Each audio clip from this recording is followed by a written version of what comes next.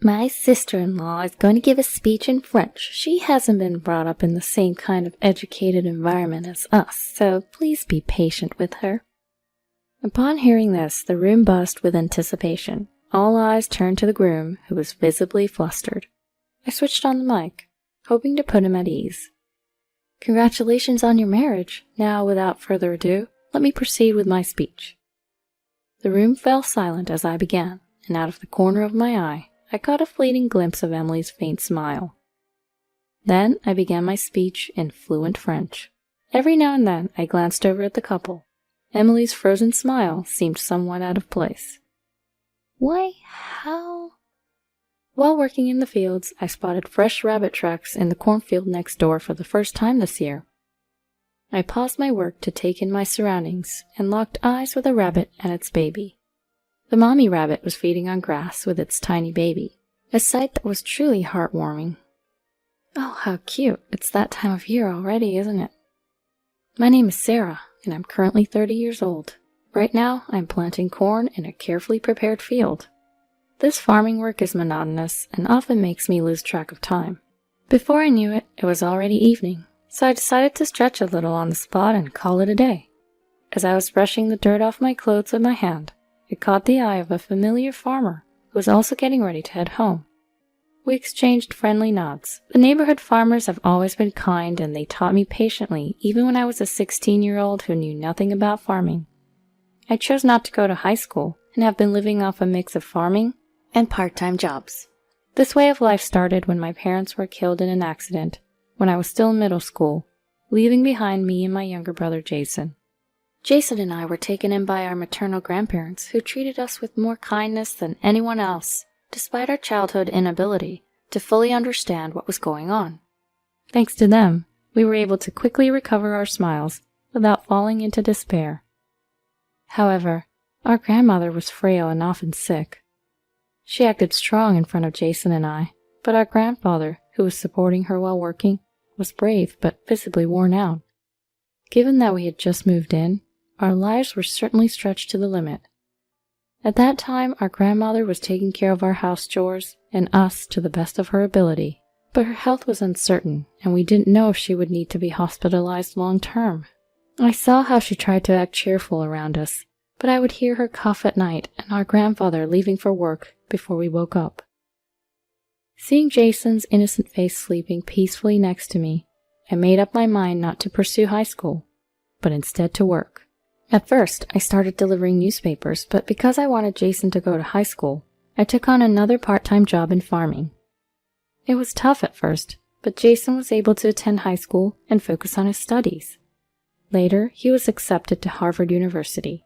The day I attended his college orientation as his guardian, I was filled with tears of relief seeing his growth. And Jason was able to secure a job at an international company.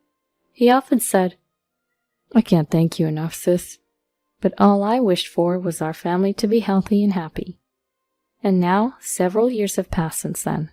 Our grandfather retired and decided to prioritize supporting our grandmother at home. Perhaps our grandmother's health stabilized, being comforted by the constant presence of our grandfather, and now she lives a peaceful life. Today after work, I was supposed to visit my grandparents' house. Jason, who often travels for work and moves around, rarely gets a chance to see our grandparents, so I make sure to visit them regularly.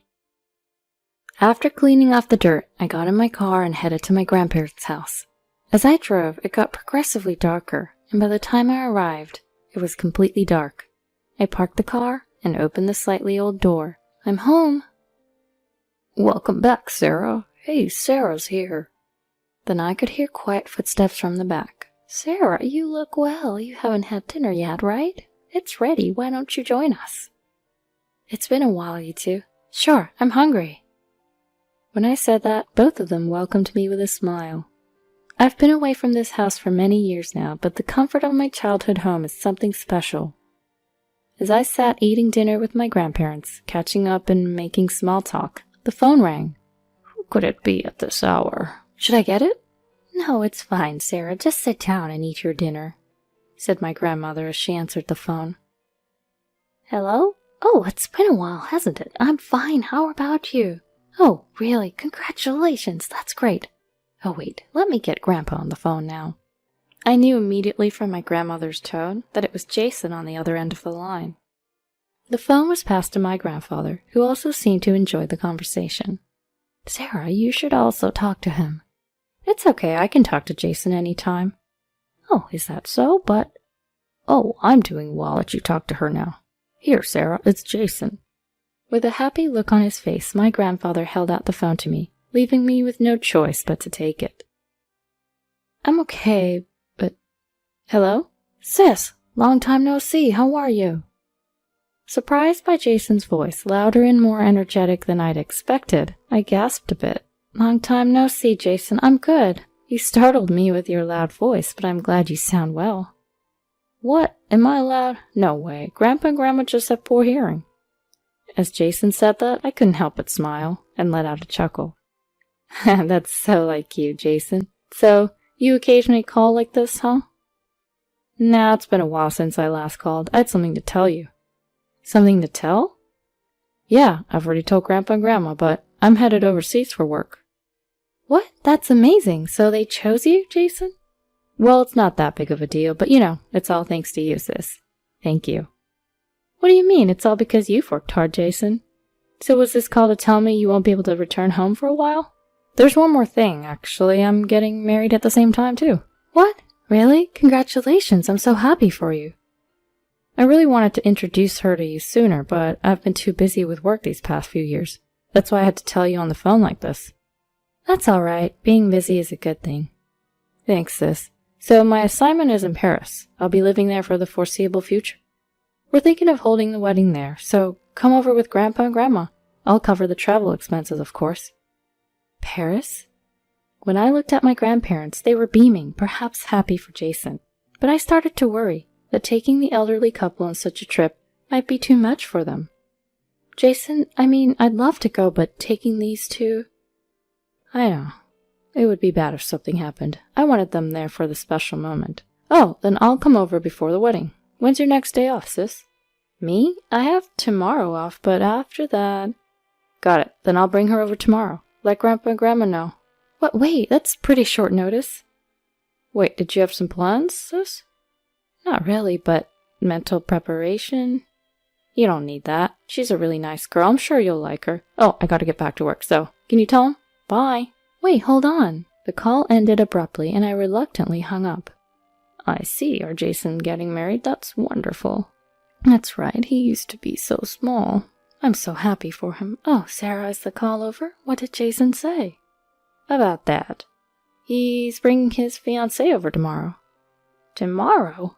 I explained to my surprised grandparents that I was worried about taking the elderly couple to an overseas wedding, and I guessed Jason wanted to meet them before his overseas assignment. I see. At our age, it's hard on the heart to fly. Indeed, but if we can see Jason again after so long, let's make a feast tomorrow. Jason has always been smart, but he's always been restless, always thinking on the run, so to speak. Well, it's good that he's found someone who can support him. Let's celebrate tomorrow. Then I'll come over early tomorrow and help with the cooking. With that, I started eating the remaining dinner that had been left untouched. The next day, despite being a habitual late riser, especially on days off, I woke up early and headed to my grandparents' house. Despite it only being midday, my grandparents were already busy preparing for the visitors. Seeing their eagerness, I felt my nervousness melting away. As evening arrived, the sound of the sliding door opening echoed through the house. I'm home! Jason's vibrant voice was followed by a softer, reserved one. Hello there. As I went to greet them, I found my brother, whom I hadn't seen for a while, and a lovely lady standing there. Ah, sis, long time no see. Let me introduce you to the woman I'm going to marry. I'm Emily, nice to meet you. Oh, I'm Sarah, Jason's sister. It's so nice to meet you. Emily and I shook hands, welcoming the couple into the house. Emily greeted our grandparents as well. She laughed often, was very outgoing, and quickly became friendly with our grandparents. As we sat around the dinner table, Emily suddenly asked me a question. So, sister-in-law, you're a fan of lemon on your shrimp? Huh? Oh yes, I always have been. Really? Me too. This is the first time I've met someone else who likes it the same way. I'm so happy.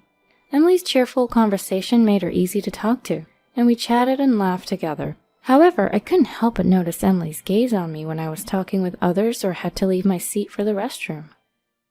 I brushed it off, thinking it was perhaps poor eyesight, or maybe it's just the way she looked at people. Today wasn't the day to worry about it, as we were here to celebrate Jason's upcoming marriage. The conversation shifted to Jason's future overseas assignment. From there, I learned that Emily had lived in Paris during her junior high school years. That should make adjusting to life there and any culture shocks easier, right? I asked. Yes, indeed. The city might look a bit different now, but I think I can manage living in Paris. Plus, I'm really happy to have the wedding in my second hometown. All of this, including my overseas assignment and meeting Emily, I owe to you, sis. It's all because you encouraged me to go to school back then. I can't thank you enough. His gratitude made me humble, but Jason kept thanking me throughout the day. Stop, come on. Like I always tell you, it's all because you worked hard, Jason. But sis, I wouldn't be who I am today if you hadn't done everything for me. Oh, I remember now. I'd like to ask you to give a speech at the wedding. Me? Well, it is your important day. If you want me to, I'll do it. Really? That's great. Looking forward to it. Don't set the bar too high.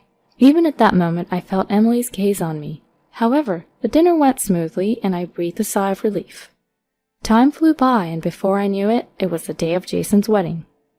From the day I was asked, I had been rehearsing a carefully crafted speech for Jason's big day. As I headed to the venue, I mentally read through the speech, preparing to deliver my brother's once-in-a-lifetime speech. When we arrived at the ceremony venue, I decided to check on Jason first, heading towards the groom's waiting room. As I opened the door to the room, I was surprised to see Jason still in his everyday clothes. Oh, big sis, thanks for coming. Was it hot outside? Yeah, I was taken aback by the heat, but I'm fine. More importantly, you haven't dressed up yet. I was looking forward to seeing you in a tuxedo. You're too eager. We still have plenty of time. As we chat for a bit, I heard the door open. Turning around, I saw Emily, the bride, standing there. I tried to greet her, but she cut me off, a knowing look in her eyes. You made it here all by yourself, sister-in-law. I heard you didn't go to high school, so I was worried about you. Her loud, inappropriate comment leaves me taken aback in the quiet waiting room. Huh? Jason steps in front of me, confronting Emily. Hey, what the heck? Stop it. Emily, facing the furious Jason, whimpers. I was just expressing my concern. Why are you blaming me? I watched this unfold, and promptly stepped between Jason and Emily. Don't get mad, Jason. I'm fine. Today is an important day, right? If you say so, sis. Jason relents, and the situation settles down. Emily, on the verge of tears over the smallest thing, strikes me as someone who always needs to be the center of attention.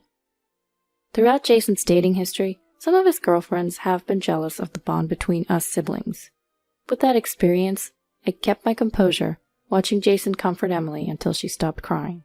And so, planning to leave early and find my seat to rehearse my speech, I started to step away. But then Emily, who had been crying just moments before, flashed a smile at me. Oh, and please do your speech in French so everyone can understand it, okay? She giggled. I was left dumbfounded. No, sis, you don't have to do that. Emily, don't say such things. Jason chimed in. At that, Emily's face crumpled as if she were about to cry again. It's okay, Jason, I understand. I'll practice. I reassured her. Emily cracked a small, cunning smile, but I quickly left the scene. The wedding began, and seeing Jason getting showered with blessings, looking so content, made me genuinely happy. The wedding continued, and before I knew it, it was my turn to speak.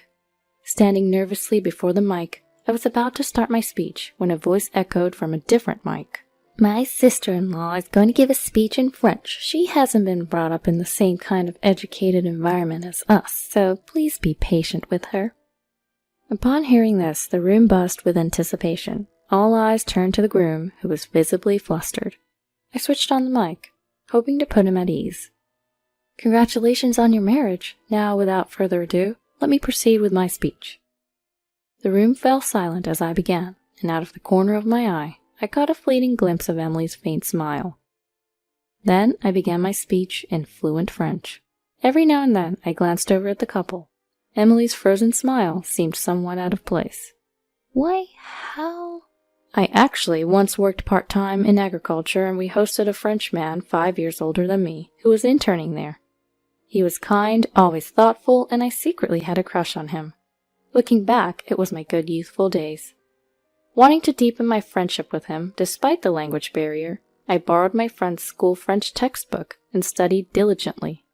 At first, our conversations were awkward, but at some point I became capable of casual conversation in French. As my jokes during the speech set the room roaring with laughter, I noticed Emily seemed completely lost. I figured she'd probably forgotten her French after so long abroad. On top of that, her 3 years of middle school abroad had taught her that unless you're keen on learning, you can get by with just gestures and vibes.